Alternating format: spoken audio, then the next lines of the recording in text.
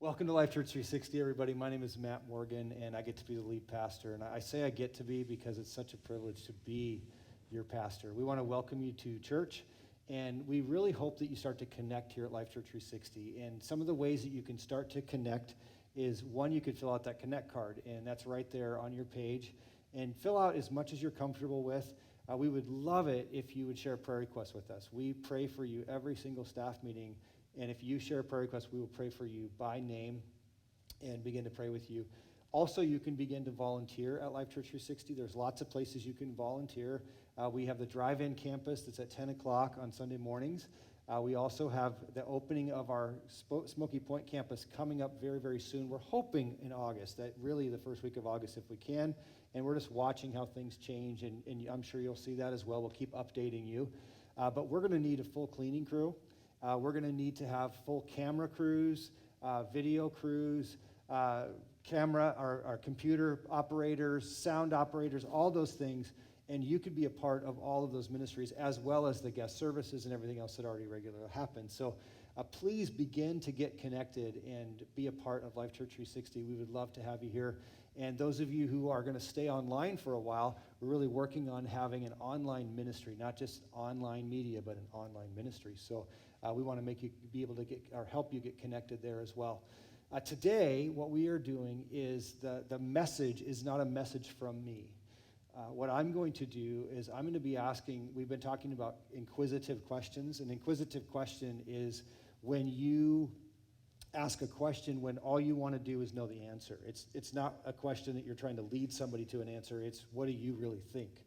And it's a very powerful thing to do, to ask somebody their opinion and let them speak and let their opinion stand for what it is. And I really believe right now in culture today that it would help us all if we would really listen to each other.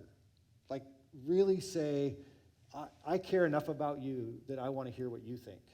And I really believe that if we would do that even with our kids and really like treat them like they're people and we want to know what they think, that they will want to know what you think, as well as the rest of culture. And with all of the stress that we're under as a community, and COVID has added so much stress to us, there's just pouring out all over the place. And the racial things that have been happening all over the country, it breaks my heart. And I really believe that the church has an opportunity to be unique and different, where the church would say, you know what we're going to do is we're going to model love. We're going to model listening.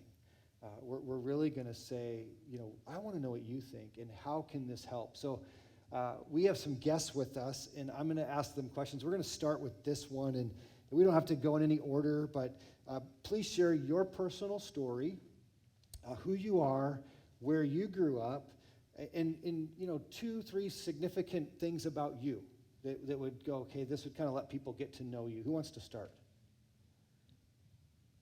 I'll go ahead. Okay, Alex. All right, so my name is Alex Nathan PAULK. I grew up in South Florida with a single mother, and she had 4 of us. I had a great time out in South Florida. It was a beautiful place, but Florida is culturally different in every single sector. But it was a great place. After some time there, I came up here, met my wife, and I've been here for now 8 years. And it's been great. It's been a beautiful place. Washington is very different, but it's nice. It's a good different. I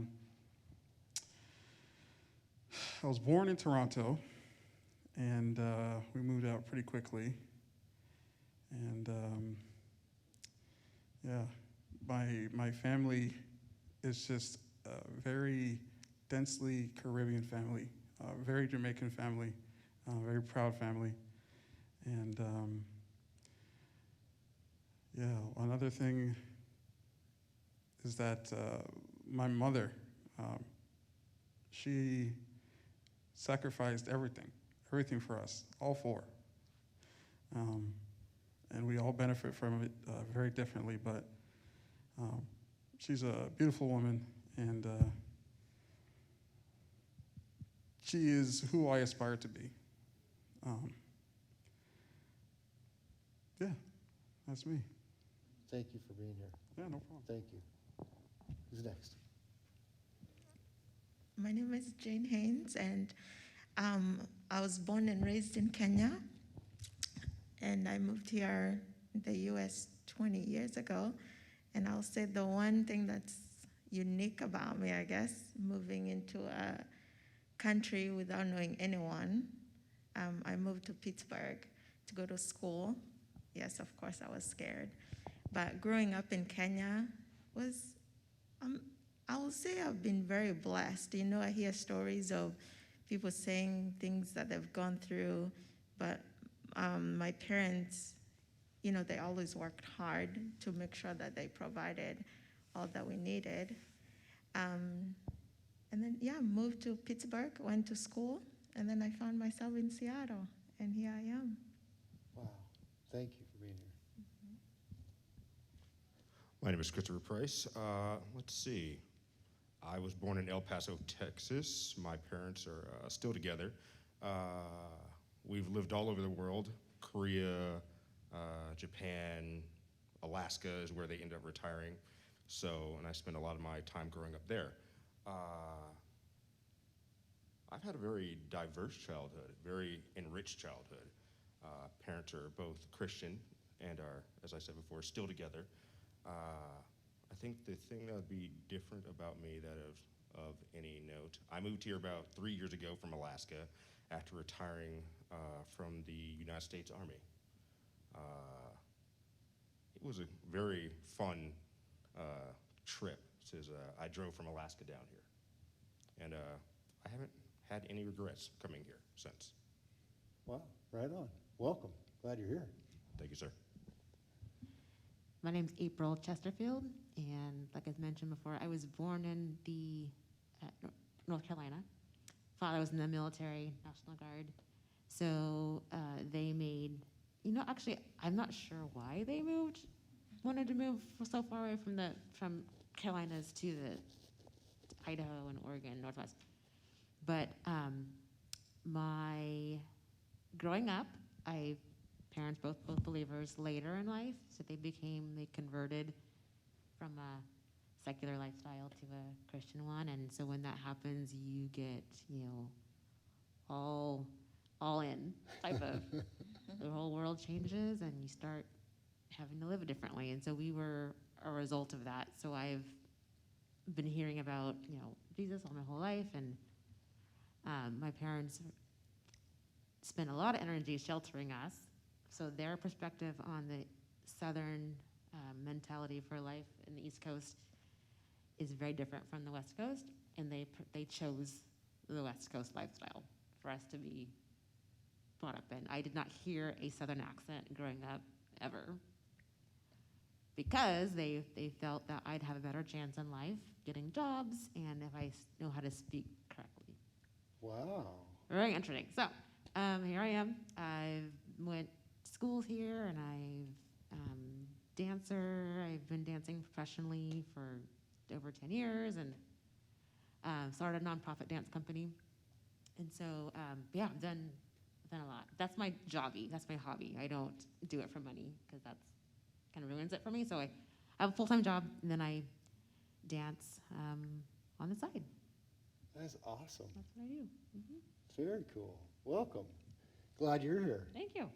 So we have like a bunch of imports, people coming from all over the place. That's really great. I would love to know what does Black Lives Matter, the Black Lives Matter movement mean to you? What do you think of that?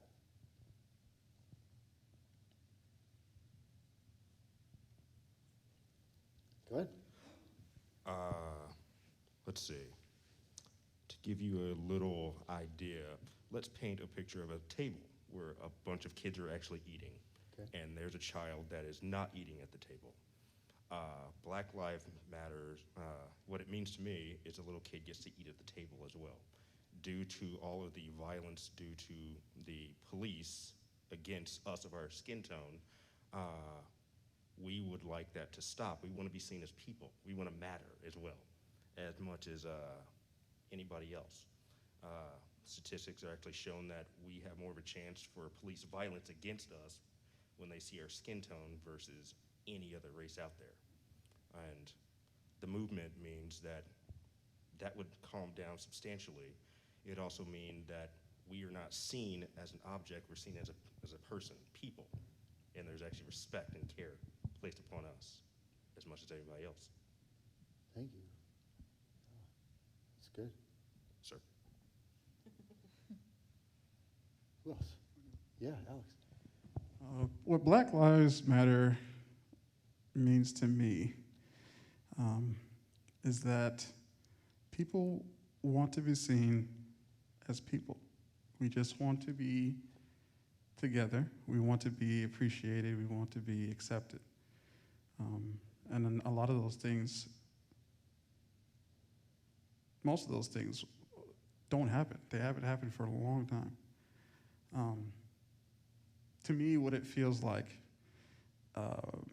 being from such different areas of this country, it feels like a bursted bubble of oppression and just evil. And I believe that Black people, have been pushed into a corner for much too long. And they're experiencing a mass flight or fight experience. And you can only do so much. You can only say so much for so long, repeatedly. But it's beautiful to me. It's beautiful to me because there is a worldwide, not just countrywide, not just statewide, there's a worldwide response to it that everyone sees that this is wrong, this is unjust, that there are people here that are being treated less than. So it means to me that people, due to our technological advances, people are being able to see everything. The veil has been taken off. You can only hear so many stories from your cousins or your friends of a friend until it starts to say, this might be real. No. Watch it, see it. Yeah. It's on every single page, on every single social media. Cannot ignore it. And for me, growing up, this helps my anxiety, knowing that there are people out there that understand and sympathize and believe that I am important and I am a human and I am of value. So that's what it means to me. You are. That's good. That's really good. And I'll say for me, what it means to me is, I think there's a misunderstanding when you say Black Lives Matter. The other person say, but my life matters too. That is not the point. We're not saying your life does not matter. We're just saying listen. And I love how you started by saying, listen. Let's listen and hear, where am I coming from? That way, when you understand where I'm coming from, maybe you may have a little bit of understanding of the reasons why I do the things I do, or why people are behaving out there behaving, not to condone violence or anything, but how do we come to a point where I say, you know what, I do understand where you're coming from, I understand your pain. And my pain may be different, since maybe because I didn't grow up here, so I don't know the whole history, but it's like this, let's just listen. Listen to me, understand me, and let's go from there. Yeah. Thanks. Oh, so I have a maybe unpopular opinion. Okay. So, of course, Black Lives Matter. Yeah, I have. So I approach it from a biblical perspective. So maybe it's my upbringing, I don't know. But when I see injustice, or which I've experienced that once in my lifetime, but how my family dealt with it was that they got on their knees and they poured over that situation in prayer. It wasn't it wasn't an anger, we're a victim. Like, I was never taught that, to see the world as attacking me. So I've been raised, I love this country. I have a very strong appreciation and acknowledge that. That could be my optimism coming through. I don't know, but so when I started studying the Black Lives Movement mission statement, I came unglued as to how heretic it was as a Christian. Now, as a society movement, of course, it's a wonderful movement. It's who could argue against that? Like, come on. But I went deeper, and because I'm maturing in my faith, I'm trying to figure out what's really going on here on the spiritual realm, because that's all this is. There's any oppression it's of the devil, and I don't condone that. I mean, it's just, but I am saved, and I have a lot to say on that, and I know it's not a popular opinion, which is another issue I have. I've got the mission statement right here. I can read it to you with specific phrases in there where they say that they're open to hearing my view. It's different from your view, but if you go up against an activist, you will be shut down. I did it one time, and I'll never do it again. I voiced my opinion on Twitter, and they came for me. I'm like, wait, these are my brothers and sisters. I thought we could have it. No, yeah. So, I'm torn. I don't know, I talk about this too. I see both sides. I see the movement, the organization are two different things. Organization, I think it's heretic and of the devil. And I see the legitimate concern for Black people to be acknowledged for what the beautiful souls that we have is wonderful. But I cannot get behind the organization.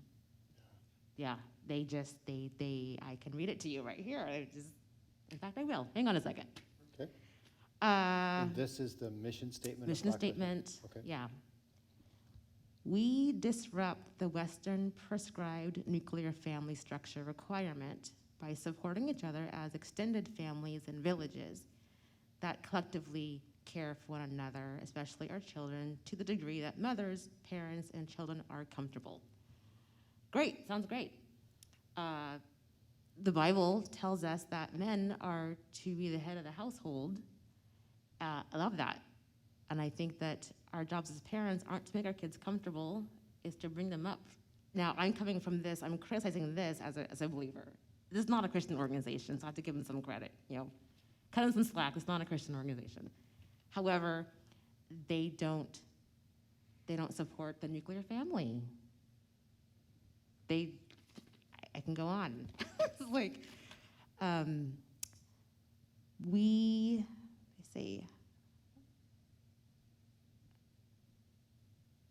we foster a queer affirming network when we gather.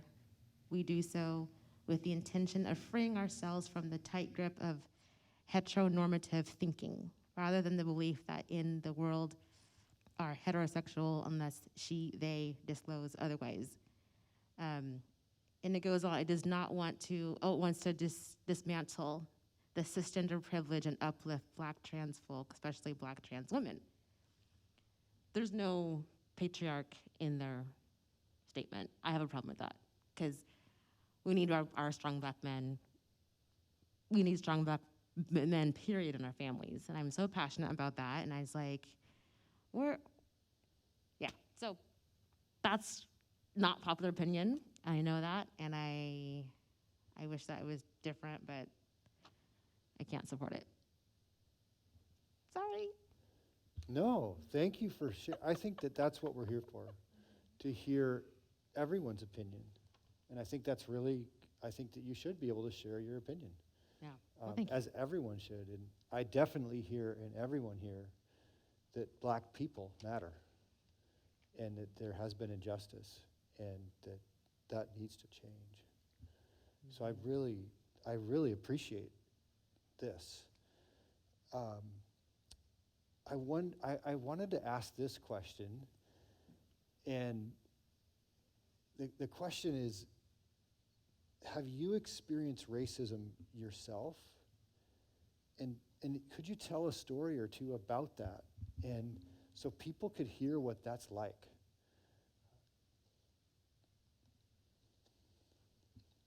Oh, sure.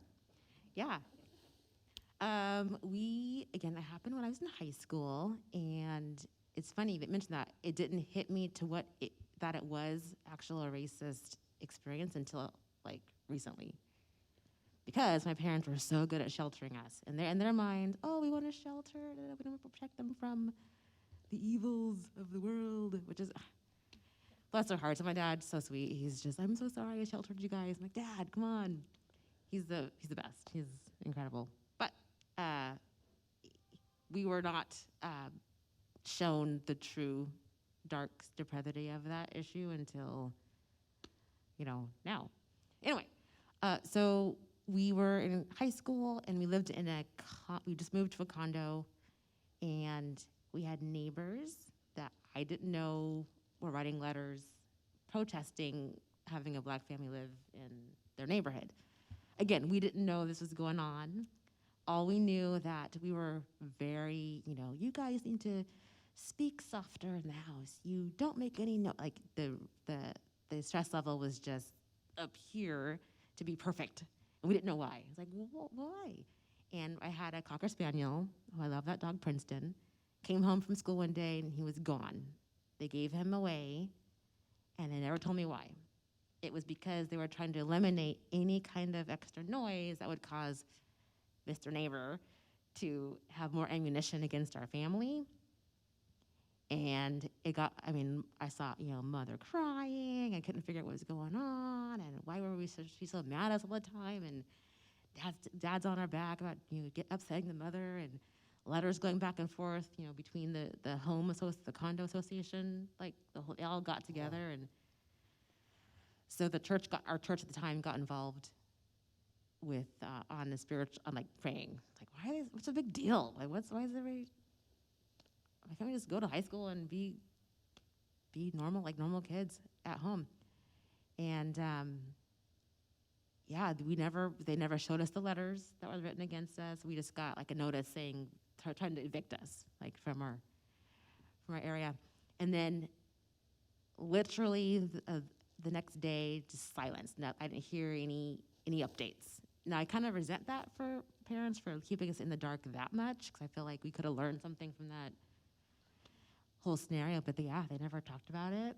The church, I did hear like, answer prayer requests. They say prayer request, praise report. They do that. And so I remember my dad standing up and thank you for praying for us. And Mr. So-and-so, the neighbor, he no longer lives he moved. He moved out. So everyone's like, The other neighbor who was complaining moved out. correct. Okay. At the time we were kids, we were like, well, okay, I guess why we're clapping for that? It's like that's the extent they protected us, and they were just praising God, and I'm like joining in and praising God too. But yeah, but since then my mother has passed away, so she's not able, I can't ask her more detailed questions, but Dad, I can ask questions. And so yeah, that was my one experience dealing with that. And unfortunately, I didn't see the ins and outs of how they dealt with it, really. But looking back now, I can say, yeah, that was a real deal. That we did that. They did not like us.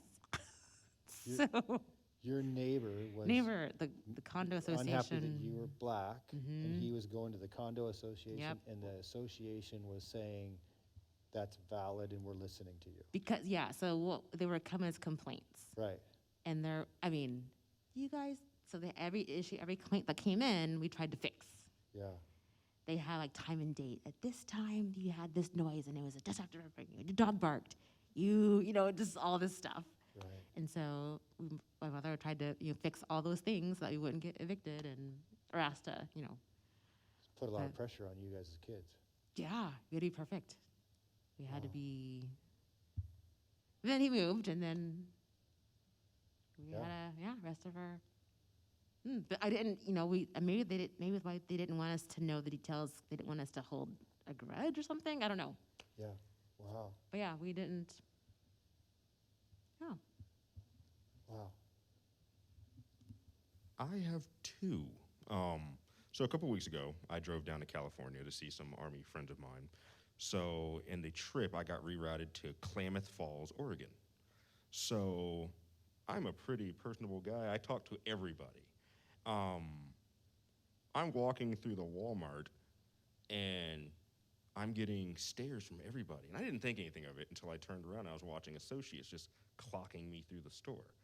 They were watching everything I was doing. I got my items and I was going up front, and there was a family of four standing in front of me in the checkout line. And I said hi to the little girl, and the mother turned around and gave me the most scathing look and pulled her children to her and told her, "We don't talk to them." And I went, To them. "Okay, She said the word I'm them. a them now. Got it. Cool." And so that was just one thing. This is 2 weeks ago. Yes, sir. About a week ago, so I have a neighbor who likes to profile anybody that is who is a minority, and she had been telling me she had known exactly what these types of people were like because she was a security guard in the court system back in the 70s. So she's racially profiling people. There was a car that was parked about 2 feet inside my driveway, and so I couldn't get into my driveway, and normally that's because my next door neighbor and all the people that live there park kind of crazy. So I walked over and politely knocked on the door and asked them if they could just scoot it up so I could get into my driveway. The husband proceeded to tell me point blank that it was not their vehicle and to get off of his property. I went, okay, cool. Walked back down the driveway. The wife, the one I used to encounter a lot, looked at me and asked me what was I doing on their property and proceeded to throw a racial expletive at me. I looked at her and said, "Who are you talking to like that?" And she said, that's a public parking space and you can't claim the parking space. I was like, hold on. I was just asking if you could move it forward so I could get into my driveway. She then proceeded to start ranting and raving and then cussing at me and then calling me several different colorful terms. And I went, okay, I'm done. I just swerved around the car, went into my driveway, and then closed the garage and then thought nothing of it. If you know anything about the Black Lives Matter and the police brutality, there is this fear of black people encountering police that is out there. 20 minutes later, there are 3 policemen at my door because she called the cops telling them that she felt threatened by the big colored man next door who made her feel small and weak. So I had to have a nice hour and a half long conversation with 3 cops who had their hands on their guns ready to go at any given time. Wow. This And last week. Yes, sir.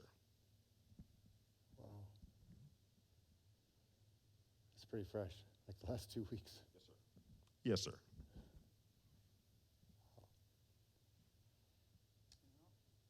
Yeah, I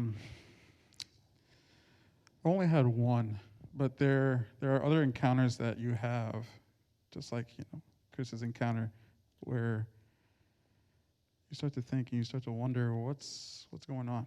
I can't say it's racism, but I feel like these people don't want me here. Grocery stores, I've had checkout clerks just up and walk away as I'm approaching them. I've had stares, restaurants, any establishment, just hard stares that they're not inviting, so it makes you think. But the one incident I had was I was walking into a grocery store back in Cape Coral, Florida, and as I'm walking in, I see this truck getting ready to pass by behind me to exit. So I get past the car to go in, and it's fine. And as I'm going into the store, these 4 guys, 4 white men, yelled all the N-word at me and then sped off. I was like, oh, that's new. I never experienced something like that before. But it didn't make me feel good. And it confused me because I'm Jamaican, I'm Caribbean. And these type of experiences for a Jamaican is, we don't get that a lot, especially from the islands or from Canada where my other family is. We don't really get that a lot. So I wasn't taught that. It wasn't really something to be aware of. But experiencing it is it's different. Yeah. It sends chills down you. It's like, man, I should probably get home and not go do it through, my irons. I should probably go be safe somewhere. Who knows when they're gonna, tail me and follow me somewhere? Who knows? Yeah. Security is just gone that you had as a kid. I was 17. It's like, okay, this is not good. But yeah, I mean, little things make you feel insecure about yourself. Yeah. Like you don't belong. Yeah. Wow. It's weird. It's a weird feeling.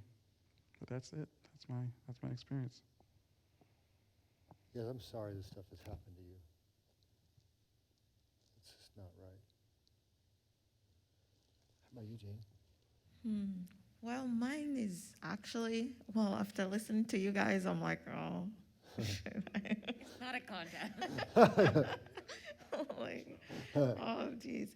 But if you don't know, I'm married to a white guy from Portland. So when we started dating, of course, you get those looks. And, again, growing up in Kenya, we didn't get that. Actually, if you don't know, Kenya was colonized by British. So we have a ton of white people. So actually my parents' neighbors, they're all white people. So seeing white people, it was never a big thing. So coming here, I had never experienced that. And that's why I said in the beginning, maybe my story is different because I feel like, man, I guess I'm extra blessed here because I've never experienced any hate. And I feel like it's actually been the opposite. There've been a lot of love. I have a lot of white people in my life, except that's the only time I experienced just the looks. And you're like, oh, Yeah. life goes on.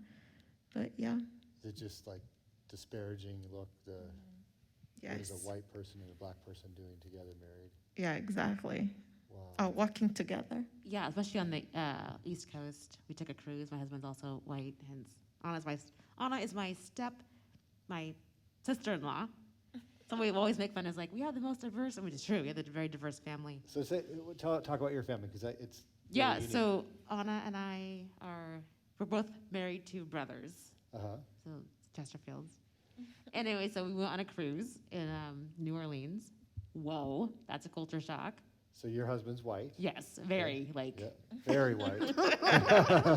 You both have white husbands. Yes. Okay. Yeah. Yeah, he's so talk about looks. My goodness, from my sisters over there, my cultural sisters.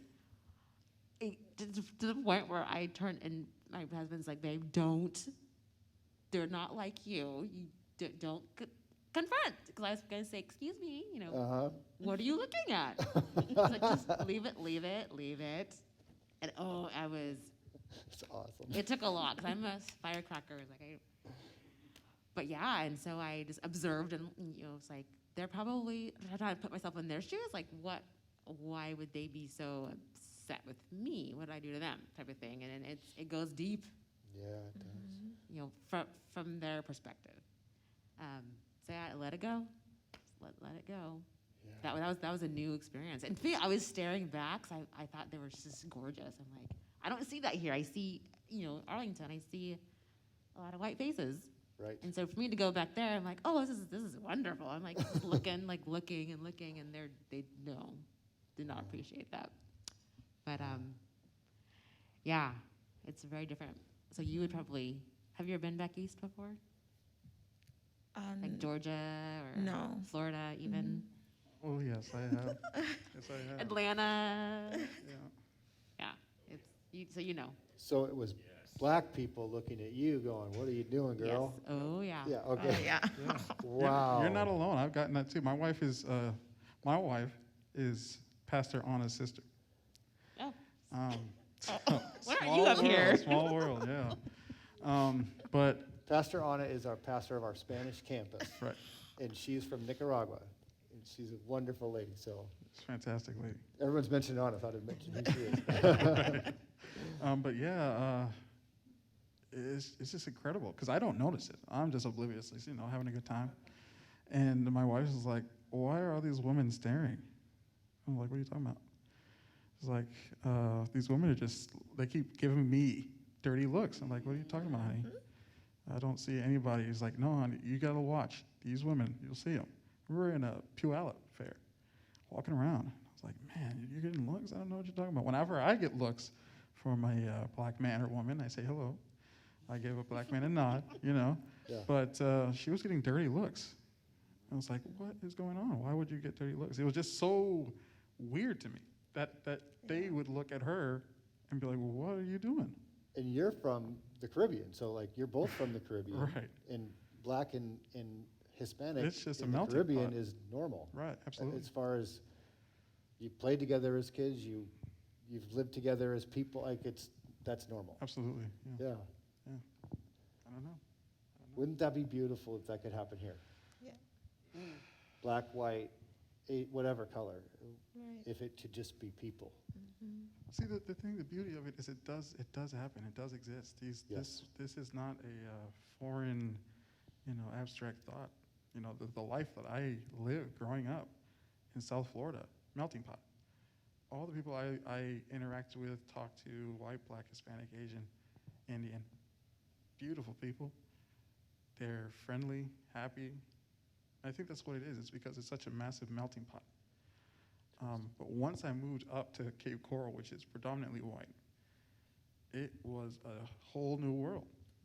It was just someone turned the lights on and said, "Hey, dude, this is our world. Wow. These people out here exist." Yeah. You didn't know that for a good portion of your life. It's there. It's pretty scary. But moving out to Washington has been, I've really enjoyed it. I find it more tolerant up here. You Yeah, do. yeah. That's Yeah. interesting. No, good. Yeah, much more. What do you think, Chris? It is definitely more tolerant, but on a different side, it is, at least for me, it is very biased. I am 6'3", 240 pounds. I'm a big, solid dude. I don't understand how somebody could walk past me and all of a sudden not see me. Right. That is impossible to do. True. But I experience it daily, and I'm like, I can look at somebody and say good morning, and they won't say anything to me, like I don't exist. But then someone of a lighter skin tone will say something to them, and they'll respond just like that. And I'm like, oh, okay. But meanwhile, it is more tolerant. There are more people here, at least, for instance, this church was the first church out of all the churches I've been to in the area that was actively like, hey, come in. There are a lot of other churches I would go in, and I'd go in, and they wouldn't say a thing to me. I don't understand how you can go to a church and be in the business of saving souls, and you see a new body, and you don't want to say anything to them. They could be the key to saving countless souls, but they don't want to say anything to you because you're not like them. While in the South, it's just violently aggressive against you in some places down there. And I don't understand that either. But on the flip side, yeah, up here is a lot more tolerant and they're a lot nicer compared to a lot of places I've lived. What would you, in your opinion, want to see change in culture today? What if you could go, here's the change and this is going to make things better, at least for me, my family, and what I know, what would that be? What kind of change do you want to see happen in culture? The biggest change for me is seeing people as people, period. The sooner we can see everyone equally, see everyone as a human being, the better this community, this world will be. And an additional thing for me would be having the police be our protectors rather than aggressors or militant. I feel like the idea of what a police officer is and has been so muddled because of the individuals out there that cast a net over communities, over people, where everyone is so diverse, everyone is so different. It's a disservice to say that I am like that man, or you are like this person, so I will treat you that way, and you will be this person, and this whole community will be that way. And every single time I go here, I know what to expect. No, we're all beautifully unique. And that is my ideal living space. That's what I would like. Are you saying, just to paraphrase, I may be wrong, are you saying you want to be treated like an individual, not as a black person or what you're an individual? Who you are is who you are? Yeah, absolutely. I want to be treated as a black individual. Yeah. Okay, so a black individual. Yeah. And the police ought to treat you as a black individual. They should treat me as an individual who is black. An individual who, okay, that's a good distinction. Mm-hmm. What is the difference to you in that? A black individual, to me, I believe they're the one and the same to me. You just flip and flop the words. To me, an individual is unique. They're them. They have their own characteristics and their own troublesome, path that they follow. The mere fact that their color is just an additional characteristic. It shouldn't really have any definition to them. You should see a person as an individual, see them, respond to them, love them, and befriend them. That's what it should be. That's the love that I believe that Jesus introduced to this place, this planet. Yeah. So as a black individual or an individual who's black or white, I believe that we should all be swallowed by the fact that we are all just people, regardless of who you are, what you look like, what color your skin is. We're all just people, all just trying to live, be happy as possible on this big floating rock. Yeah. Do you feel like you're a person of suspicion? Absolutely. Yeah. Absolutely. And it's that suspicion and skepticism that unfortunately has grown with me. Yeah. Becoming a man and becoming a black man. Becoming a black man.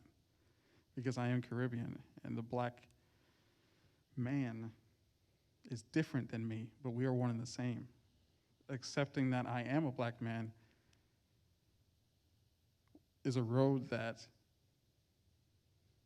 was very difficult. Yeah. Identity and acceptance. And then allowing yourself to grow and be the individual that you were born to be. Yeah. So it's hard when you see people who say, I don't like you. Why? Well, because you're black. Well, you don't know me. Yeah. Right? I could be the next inventor of something that saves your life. Or the man that writes the next, grouping of music that brings happiness to your life.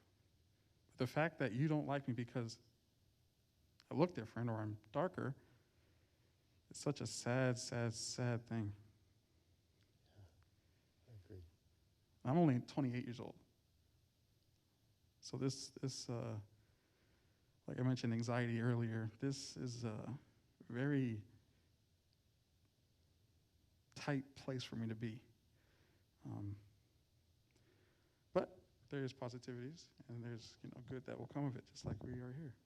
Yeah. Wow. I like to see culturally our God put back in our schools. I think if we were all taught that, what you just said, and we had family structures to support that, what you just said, we would have societies growing up, loving each other the way that we're supposed to, but yeah, the removal of God, and that's a cultural, like, humanity issue that's affecting every single race. But yeah, I think that one, and then I would love to see an influx of positive role models being elevated with our youth and in college level, media, everybody. Like, I'm sick of hearing about the negatives in the news. I'm sick of hearing about the failures of Black people. I want to hear the more Oprah Winfrey stories, because there are a ton of them out there. Yeah. I want to hear more about the successful dads, like my dad. Yeah.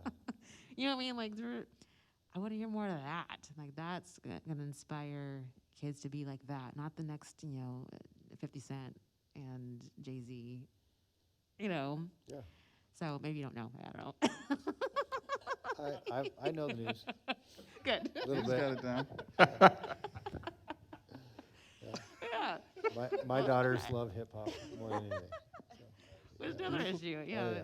So, I'm really, I was playing, Oh, yeah. but that's what I like to see. God in the schools, and then the families strengthened. Right on.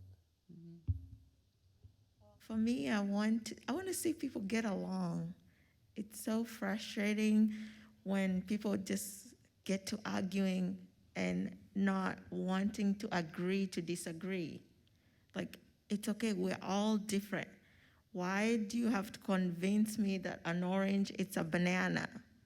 But it's true, you see people just getting on social media and arguing only because they don't agree with what I believe in, or I don't agree with them, and we just go at it. Why can't we just agree to disagree? Yes, that's a banana. No, I see it's an apple, but agree, it's okay. I just want to see people love each other. Maybe I just love to love. That's good, though. Yeah. That agree to disagree. Yes, You're not my enemy if we don't agree on exactly. everything that's out there. Yeah, but unfortunately, that's what's happening. I see a lot of my friends saying, "Oh, you defriended me because I disagree with you, so we're not friends anymore." Yes. Wow, it's so sad. Yeah. Good So point. that's what. Good point. They basically said everything. Knowledge and acceptance. What I mean by knowledge, think your words have weight. Like, for instance, when a lot of people say small things like, "Oh, Black people are loud." People are loud. They haven't been around my children. They're loud. Small things, like little racial things, it undermines, it hurts, it digs. Don't say it.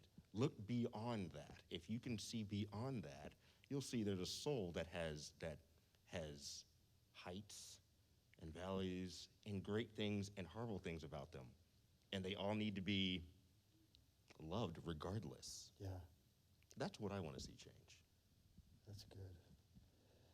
I would love to know, because I pastor Life Church 360 in Arlington, Washington. It's predominantly white. Like, we're very white. And so, and I'm not knocking that. It just is a reality of our community. It's a very white community. And I love, and we're growing. Like, we're going to become more diverse, which I think is fantastic. What do you think Life Church 360 could do to help? What's your help with what? Do you want to be a more, because my background too is that I came from the Antioch Bible Church, multicultural, had Pastor Hutch before he died, Promise Keepers era. Remember that whole Yeah. era where it's like, we are one church, da, da, da, and they had like intentional teams up on the platform of men of all. Yep. Remember that whole, Yep. what happened to that era? That's when I came like really on fire for like worship teams, and I was up there on the, traveling across the country doing music, and Wow. so we were part of that multicultural movement as far as like worship teams, and the whole point was to have your leadership reflect what you want heaven to look like, have your congregation eventually look like what heaven's going to be, and we're going to be all races. Yeah. And that kind of died out. So I don't know, is that, from your perspective, is that possible to have a diverse leadership? Boy, I hope so. And I really wonder, like, I'm so glad you brought it up, because, like, how would it feel to come to our church? Chris, you came, and so, and there aren't any black people on staff, and there aren't very few black people in the audience. You know, you're here, and you were here, and you were here, but it's like, that's not very many. And how does that feel to you? And what could we do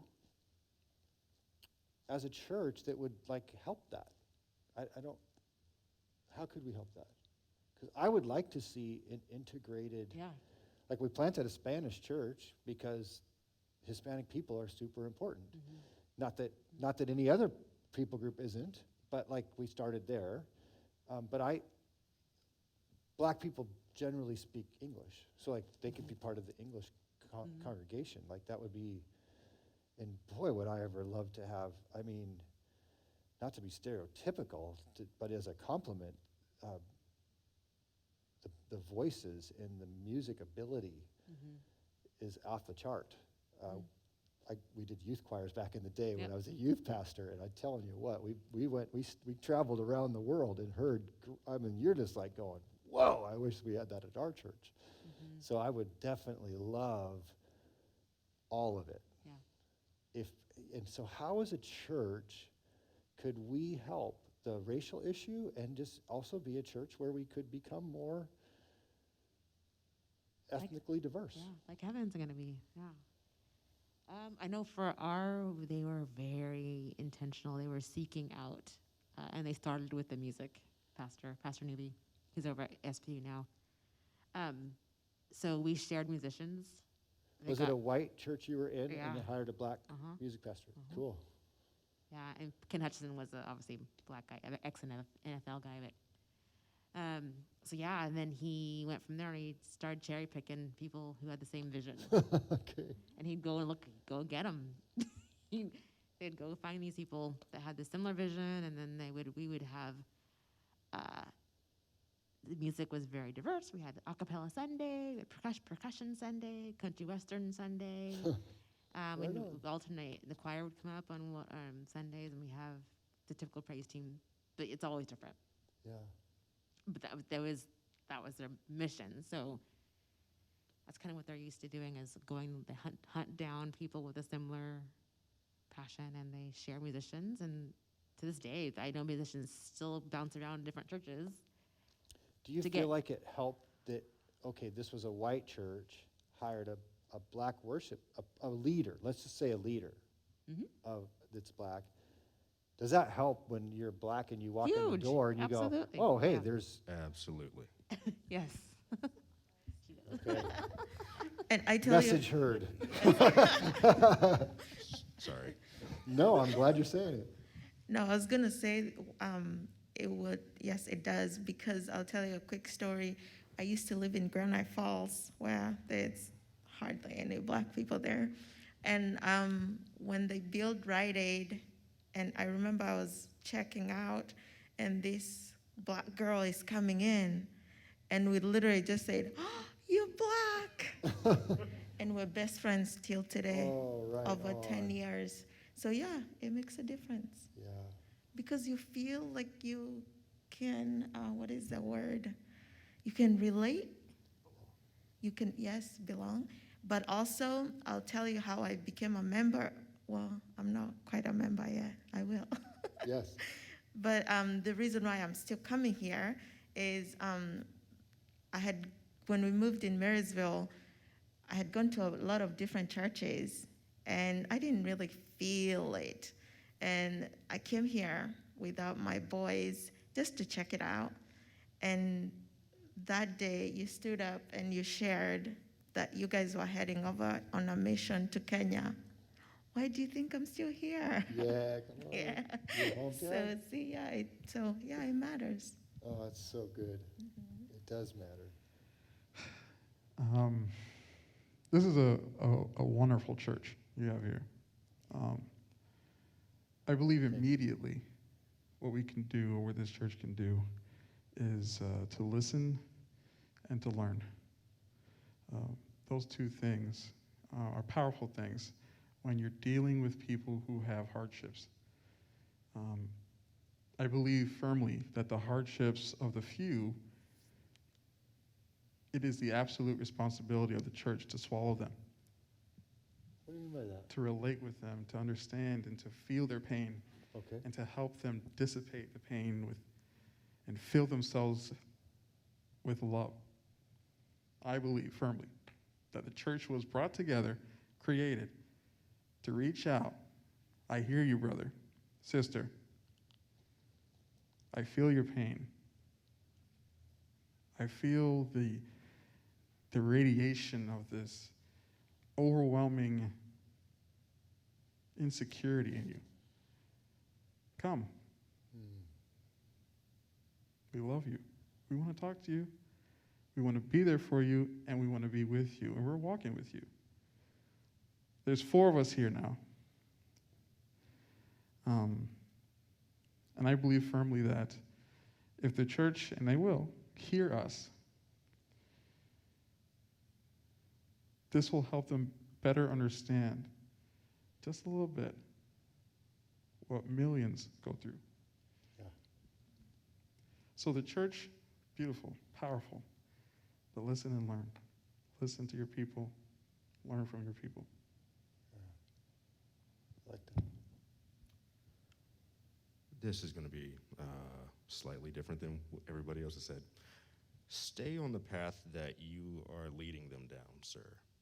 I came from many churches and I didn't feel welcome. I showed up, I had the flyer on my countertop for about 9 months before I actually came to this church. There's a mailer that we Yes, sent sir. out. Interesting. And Awesome. Good to hear that. something kept saying, go to this church, go to this church. And I was like, nope, not going. I'm going to be hard-headed. I'm not going to go. And then I had gone to multiple churches, and something says, just try it. And I went to the door, and I was expecting no one to say a word. Incorrect.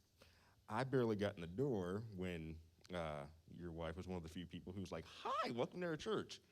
And within 5 minutes, I had seen everywhere in the church, and another young lady was like, here, sit down next to me. I'll tell you everything about the church. That's awesome. And before I could even feel anything that was negative, I was just like, this is it. I'm home. Sweet. And now, as they said, you have 4. Go on. It'll be more soon. But thank you, sir. Stay on the path you're on. Thank you. I hope so. Man, wouldn't it be awesome if we had a multi-racial ethnic church in Arlington? How cool would that be? Wow. I would like to know also, from your perspective, how do you think the Christian church, like just as a whole, how should we talk about and respond to the racial issues that are happening right now? Like, so how should a white person talk about it? Because like the reason I'm asking questions and listening is because there's no way I could ever know what it feels like to be black. And so how should a white pastor talk about this? How should the church talk about this? The church needs to go back to the Bible, Ephesians 2:10-12, and talk about, and maybe apply it to, well, you know what, you could, because it's, I hear what you're saying, because it's hard to get, you're probably thinking, if I say it, it won't be the same as someone of color says it. You know, I hear that I feel that hesitation I want to make in sure I you. don't put myself in a position of like I'm speaking from authority that I Right. know, because like that would be like me saying, "Tell me what it's like to be white," Right. like or tell me what it's like to be a man.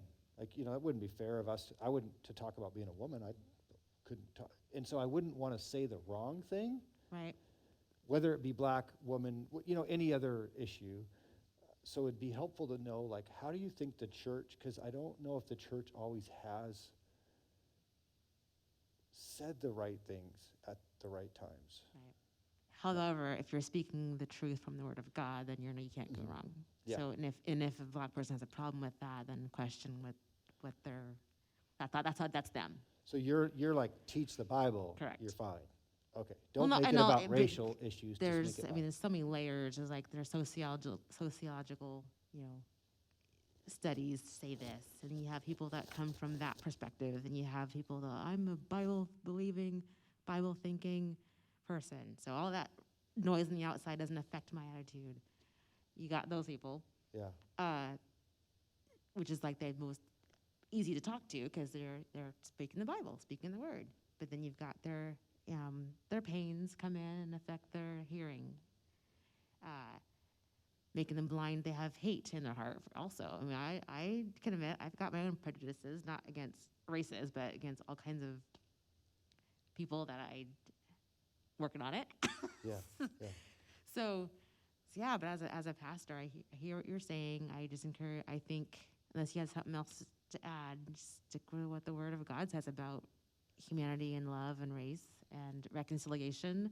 Yeah. Racial reconciliation has already been done. So as a congregation, we don't need to go out and re-crucify Christ to do what he already did on the cross.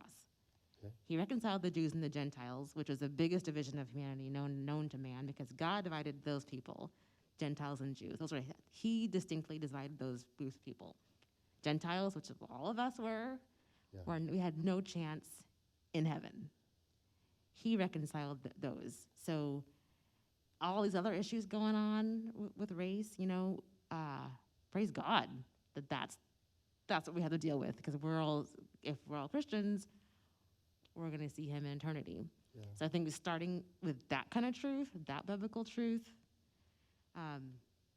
would be a start. That, I mean, as Alex was saying, that kind of love will erase so much hatred if we can really, really, really teach that.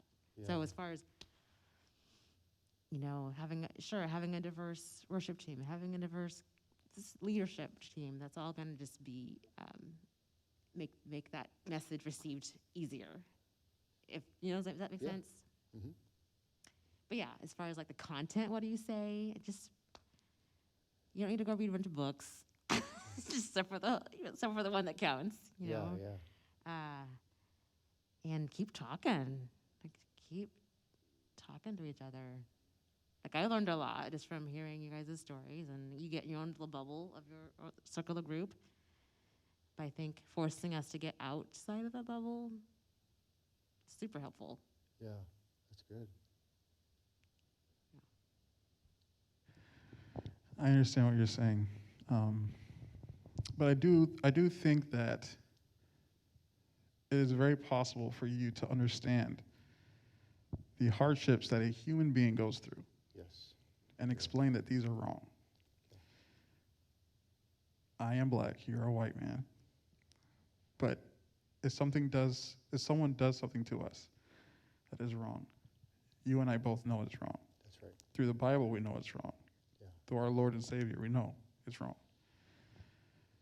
Don't be afraid of talking about the difficulties that your fellow human being is going through. Because you talking about it, or a Spanish pastor talking about it, shows the world, shows me that I'm not alone, and that there is love out there amongst all this diversity. The one thing that keeps us grounded, cements us, is love. So you don't feel like it's No, a no, white no, guy no, no. mentioning this is not A white- I don't- offensive or, I see you as a pastor. okay, that's good to know. I'm really glad, Yeah, absolutely. because I'm tracking with you Preach, to know that, for sure. Preach. yeah, But Pastor Matt, I'm telling you, there is pain in this world. Talk about it. I didn't want to come across as offensive as knowing what that feels like to be a minority, because I'm not a minority here. I don't know what that feels like, and so I don't want to be offensive to if I speak about it, if that makes others feel like, well, how do you know? So what I'm hearing you guys say is preach God's word, identify that there is pain. You know what pain feels like. You may not know this pain, but you know other pain, and identify with it, that it's real, that it's there. Is that what I hear you saying? I would absolutely want nothing more in this world than for you to not go through the things that we go through. But you see them, you talk about them, keep doing it. Yeah, thank you. It's good to know. I want to say thank you for empathizing, and thank you for preaching the Bible and standing up for what is right, and calling out something that is wrong and not doing what a lot of other churches and places do, but just rolling over and preaching a happy message that people want to hear. You're preaching freedom. You're preaching deliverance. You're breaking bonds. Keep doing that, sir. I agree.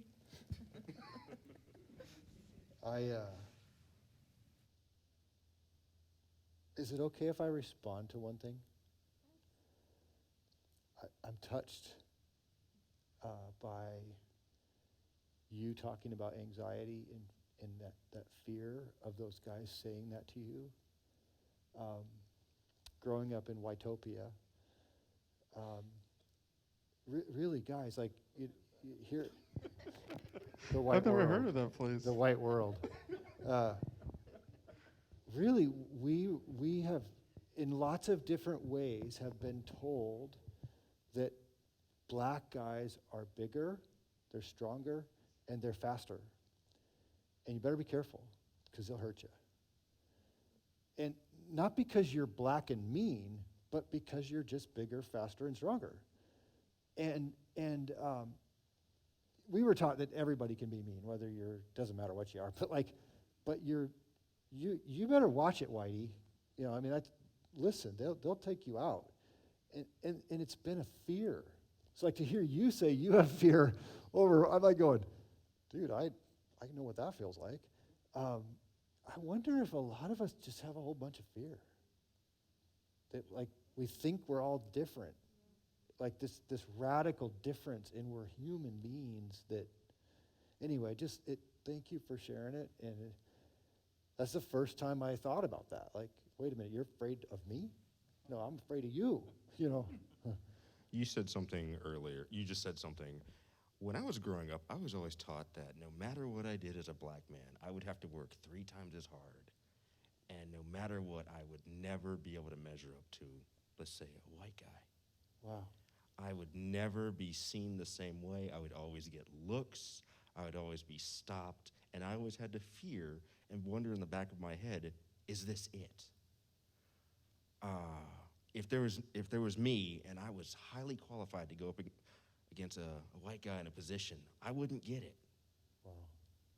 And I was always raised that looking at my skin tone, even my name and how I speak, I had to speak and act a certain way as not to draw attention. In other words, if, let's say, Jaquim goes in for a job interview and Matt goes in for a job interview, you already know who's going to get the job, even if Jaquim is the most qualified guy there. Wow. And that's what I was raised by. That's why her name was Chris. And I'm April. And you talked about accent. You talked about accent. That was interesting. Yes, Like, that was I'm by not going to have that design. accent. Wow. And that's not a black thing. That's just a southern thing. I have the whitest name out there. Like wow. April. So yeah, because if you saw my name written and then they meet me in person, I get that a lot. Oh, I didn't know you were black. You get that a lot too. Wow. I would never guess by how People you say that talk. to you? Oh yes. Yep. Yeah. Oh, They man. feel comfortable, you know, you make them feel like this. What am I supposed to be called? Like, Right. wow. On the phone, Yeah. every job interview. Hello, my name is Alex PAULK. Nice to finally speak with you. Oh, Alex, yeah, I've seen your resume. Would you like to come in? And then the look they give me when this massive man walks through, Uh-huh. it's like, Hello. who? Alex? Wow, okay, let's get it going. But it's something that's so unconsciously done Yeah. that you speak clearly, enunciate. My name is Alex. It's not Rashawn. It's not Demetrius. There's nothing wrong with that either. And what? And it's you know. But the thing about it is, why am I Alex? Is there a reason? Is there a racial reason for me being Alex? Is there a racial reason for me growing up the way I grew up? Right. It just is what it is, man. What's your answer? Our parents knew about microaggressions long before we did. And What's microaggression? a microaggression is a small statement that is meant to insult but doesn't look like an insult. It's like when you tell somebody, oh, you're very articulate. The unsaid part is for a black person or for an Asian person or for a Hispanic person. Oh, like I said earlier, oh, you know, black people are so loud. No, we're not. Yeah. That is a microaggression. So to make sure that a lot of us bypassed that and got past that, our parents decided to give us a fighting chance out of the gate, giving us regular names and teaching us how to speak and articulate our words and carry ourselves. So they would look at our skin, and once we started speaking, they wouldn't automatically go, oh, there's a little bit more to you. Were your than parents intentional about that? Oh, Like, yeah. I'm going to teach you how to. Oh yeah. Yes. Really?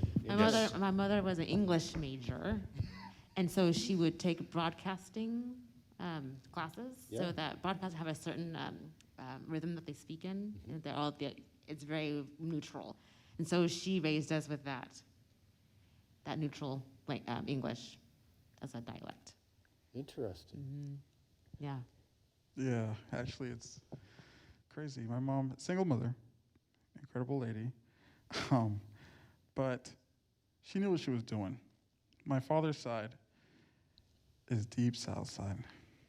They have an accent. They have that typical Southern picture you see of a African American black man or woman. Unfortunately, she avoided them.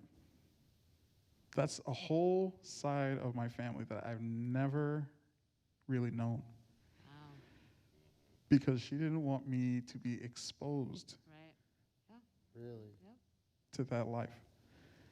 I want to clarify because I think it'd be important to clarify this. If I was to go to another country, if I were to live in Kenya, I would need to learn Swahili because that's how they speak. I would also need to learn to pick up some of the accent so they would understand me. I couldn't just speak Swahili as a whitey. I need to speak Swahili as somebody who can speak Swahili with their English or with their dialect.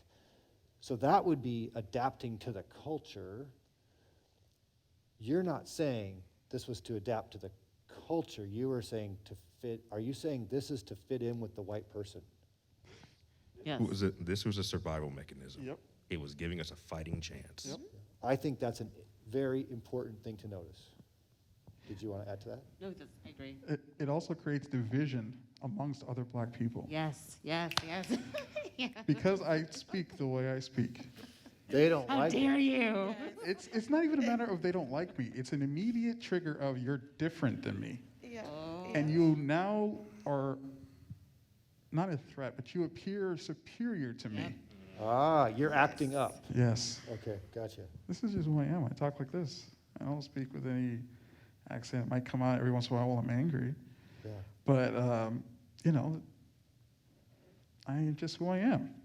But even amongst my brothers and sisters, my blood brothers and sisters, like, oh, you're acting up. Uh, My little sister is notorious. She is the outlier amongst us all. My brother, my older sister, and me speak like this. okay. My younger sister, she dabbles, right? Because she has exposure to the different areas and the different sides and the different people. She has the diversity. But I am limited to me, Yeah. which is a weird thing to say because you begin to question your identity of who you are and what am I supposed to be and who should I be? And I don't fit in amongst my own people. Yeah. Wow. It's a deserting feeling. Wow. Yeah. This has been really cool. We'll have to think about what we do beyond this, and we're actually going to follow this up with other minority groups. We actually have minorities on our staff, meaning Hispanic and Polish, and we always joke with David. We don't know what David is. We just joke. You'll get to find out what David is when he gets to talk about his race. But I think it would be very important that we recognize in our predominantly white church that we are privileged in ways that we don't realize that we're privileged. And that